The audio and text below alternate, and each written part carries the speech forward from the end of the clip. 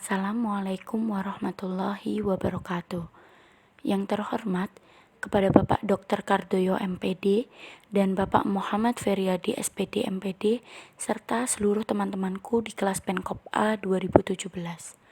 Saya Tria Karliana akan mendiseminasikan proposal saya yang berjudul Pengaruh Sikap Profesional Guru, Kemampuan Siswa, dan Dukungan Orang Tua terhadap keefektifan belajar online selama masa pandemi COVID-19 di Indonesia, studi kasus di SMP Hasanuddin 10 Semarang.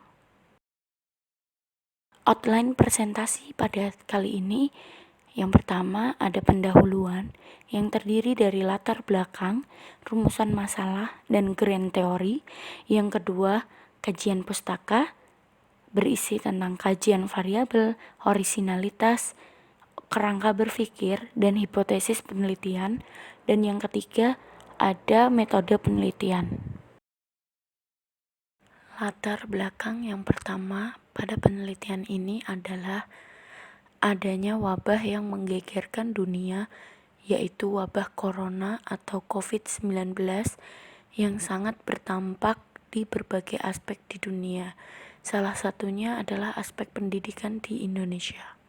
Berikut ada data COVID-19 di Indonesia, update terakhir yaitu pada tanggal 21 Mei 2020 pukul 16.17 terkonfirmasi sudah ada 20.162 kasus di Indonesia. Dalam satu hari itu bertambah sekitar 973 kasus.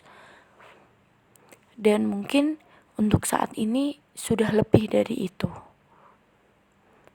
Yang artinya wabah ini sudah sangat menyebar luas di negara kita, di Indonesia, dan menyebabkan banyak kerugian yang cukup besar untuk masyarakat. Adanya wabah ini berdampak pada beberapa sektor di Indonesia, bahkan di dunia. Salah satu sektor yang turut terkena dampak ini adalah sektor pendidikan nasional ataupun internasional. Tidak hanya kita sebagai mahasiswa yang merasakan dampak dari wabah ini, tetapi juga siswa-siswi sekolah dari tingkat SD, SMP, SMA, SMK, bahkan TK dan bimbingan belajar juga turut merasakan. Dampak yang dirasakan siswa selama masa pandemik ini, contohnya itu seperti siswa lebih sulit menguasai materi pelajaran karena disebabkan berkurangnya waktu belajar mereka bersama guru secara tatap muka di sekolah. Dengan hal tersebut, secara tidak langsung juga berdampak pada peningkatan rasa putus asa mereka untuk menghadapi kesulitan dalam memunculkan minat sekolah. Latar belakang yang kedua adalah pemerintah Indonesia telah menetapkan beberapa kebijakan guna untuk mengurangi penyebaran virus corona, dan salah satunya adalah belajar melalui daring atau online. Ya, selama virus ini telah menyebar di Indonesia, pemerintah langsung menetapkan beberapa kebijakan. Di antaranya itu ada social distancing atau pembatasan sosial, di mana pembatasan ini itu dilakukan dengan tujuan untuk mengurangi jumlah penularan virus corona. Selain itu, pada sektor pendidikan, pemerintah melalui Kementerian Pendidikan dan Kebudayaan membuat kebijakan baru, yaitu tentang belajar dan bekerja yang dilakukan di rumah. Kebijakan ini telah berlaku sejak Maret 2020. Dengan kondisi seperti ini, pemerintah dan lembaga pendidik dituntut untuk lebih inovatif dan kreatif dengan memanfaatkan teknologi yang telah ada dan berkembang untuk melaksanakan kebijakan belajar di rumah saja. Latar belakang yang ketiga adalah adanya dampak yang dirasakan siswa selama berjalannya sekolah online atau belajar online. Banyak dampak yang telah dirasakan oleh beberapa siswa sebenarnya dari akibat adanya belajar online atau selama pandemik ini. Berdasarkan hasil wawancara saya atau riset awal saya kepada beberapa siswa dan juga orang tua siswa yang ada di lingkungan tempat tinggal saya tentang bagaimana sih dampak adanya belajar online menurut mereka. Dan mereka menjawab bahwasanya belajar online ini terkadang berjalan tidak sesuai harapan. Dan bahkan belajar online ini dapat memicu menyebabkan menurunnya semangat belajar siswa-siswi tersebut dan juga menurunkan prestasi mereka. Atau dengan kata lain hasil belajar mereka sedikit menurun selama adanya belajar online. Karena apa? Karena mereka cukup sulit untuk memahami materi-materi yang diberikan oleh guru secara online. Mereka harus dapat memahami dan secara mandiri, yang dimana terkadang juga gurunya itu hanya memberikan tugas tanpa menjelaskan secara detail seperti ketika bertatap muka. Selain itu, menurut orang tua juga beberapa orang tua mengatakan bahwasanya kemampuan orang tua itu tidak semuanya dapat mengikuti perkembangan zaman, sehingga terkadang mereka atau orang tua itu sulit untuk membimbing anaknya atau membantu anaknya dalam belajar. Latar belakang yang terakhir itu terdapat beberapa kendala yang dirasakan oleh guru dan siswa dalam melaksanakan belajar online yang sehingga dapat mempengaruhi keefektifan belajar. Selain dampak, kendala juga mereka rasakan. Seperti pada penelitian sebelumnya milik Selvi Windy Lestari pada tahun 2020, bahwa terdapat beberapa kendala yang dihadapi ketika siswa dan guru melaksanakan belajar online. Kendala tersebut contohnya seperti biaya, motivasi belajar, layanan, serta kurang aktifnya umpan balik. Penggunaan sebuah media belajar yang tidak interaktif, inovatif, dan kreatif akan membuat siswa sulit untuk meningkatkan motivasinya, sehingga susah untuk menghasilkan prestasi.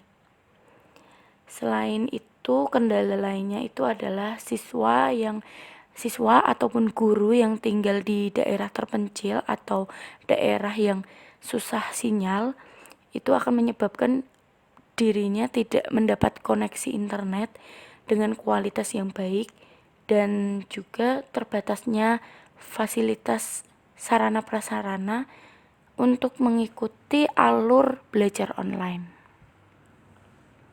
Selanjutnya ada rumusan masalah.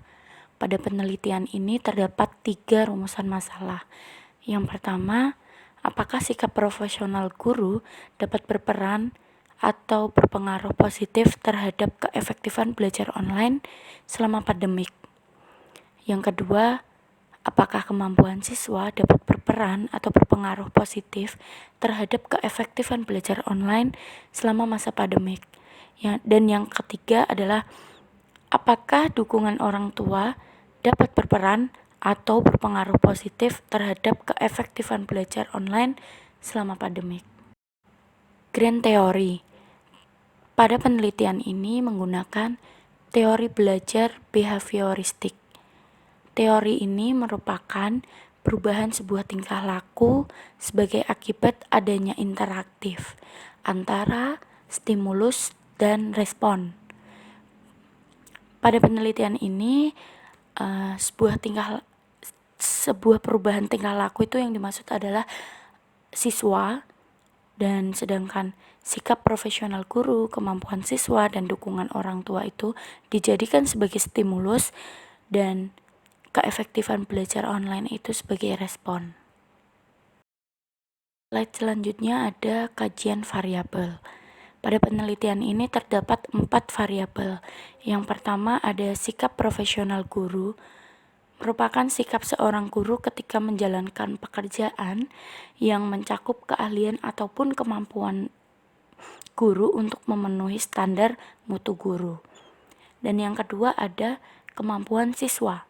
Kemampuan siswa sendiri dalam belajar itu adalah suatu kecakapan atau suatu potensi seorang siswa dengan usahanya sendiri untuk melaksanakan sebuah tugas yang mana siswa tersebut dapat menunjukkan melalui hasil belajarnya. Dan yang ketiga ada dukungan orang tua. Dukungan orang tua itu suatu sikap, tindakan, serta penerimaan keluarga terhadap anak-anaknya, di mana seorang anak akan menganggap bahwa yang bersifat pendukung itu akan selalu siap memberikan sebuah bantuan jika mereka memerlukan suatu bantuan dari orang tuanya. Dan yang keempat ada keefektifan belajar online. Itu adalah tingkat keberhasilan dalam mencapai suatu tujuan dalam belajar, baik belajar secara tatap muka ataupun secara online. Selanjutnya ada orisinalitas penelitian. Pada penelitian yang dilakukan oleh Shodiq Ansori pada tahun 2016,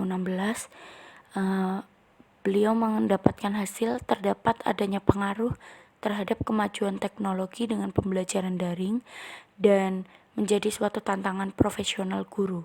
Guru diharapkan untuk lebih kreatif dalam menyampaikan materi. Perbedaan pada penelitian ini dengan penelitian terdahulu yaitu pada variabelnya. Pada penelitian ini terdapat 3 variabel independen dan 1 variabel dependen.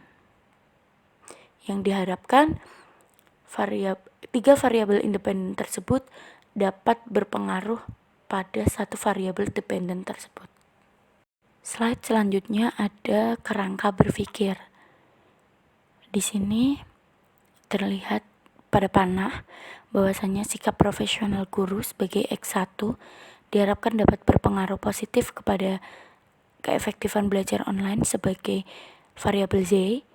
Yang kedua ada kemampuan siswa, variabel X2 diharapkan dapat berpengaruh terhadap keefektifan belajar online sebagai variabel Y, dan dukungan orang tua sebagai variabel X3 dapat berpengaruh juga pada keefektifan belajar online yang sebagai variabel Y. Hipotesis penelitian. Pada penelitian ini terdapat 3 hipotesis.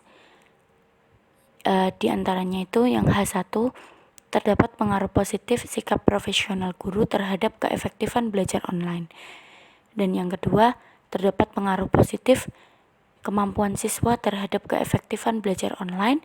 Dan yang ketiga, terdapat pengaruh positif dukungan orang tua terhadap keefektifan belajar online. Selanjutnya, slide metode penelitian. Yang pertama, jenis penelitian ini adalah kuantitatif. Yang kedua, populasinya adalah siswa dan guru di SMP Hasanuddin 10 Semarang. Alasan saya mengapa memilih SMP Hasanuddin 10 Semarang, SMP Hasanuddin 10 Semarang merupakan salah satu sekolah SMP swasta yang berada di lingkungan saya, yang mana sekolahan ini juga turut melaksanakan kebijakan pemerintah tentang belajar di rumah atau belajar online dengan melaksanakan pembelajaran melalui via WhatsApp.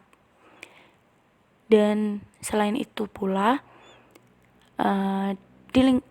di lingkungan tempat tinggal saya cukup lumayan banyak anak-anak yang sekolah di SMP tersebut, sehingga beberapa waktu yang lalu saya dapat melakukan riset awal berupa wawancara kecil dengan anak-anak tersebut dan juga sedikit bertanya kepada orang tua mereka tentang dampak atau tentang bagaimana sih berjalannya sekolah online di sekolah SMP Hasanuddin 10 Semarang ini.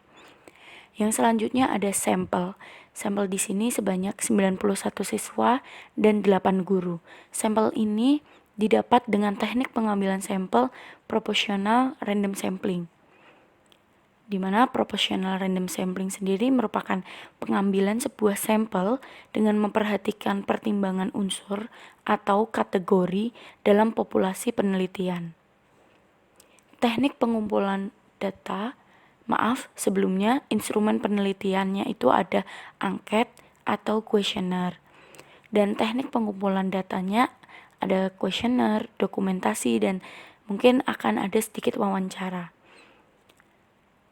Dan yang terakhir adalah teknik pengujian instrumen, ada uji validitas dan uji reliabilitas. Uji validitas sendiri tujuannya untuk mengetahui apakah item pertanyaan pada angket yang digunakan itu sudah dapat digunakan untuk mengukur atau tidak atas apa yang seharusnya diukur. Dan uji reliabilitas sendiri bertujuan untuk mengetahui apakah suatu instrumen dapat dipercaya untuk digunakan sebagai alat pengumpulan data atau tidak. Cukup sekian atas apa yang bisa saya sampaikan pada diseminasi saya hari ini. Mohon maaf, masih banyak kekurangan, dan sekali lagi terima kasih kepada semuanya. Wabillahi taufiq wal hidayah. Wassalamualaikum warahmatullahi wabarakatuh.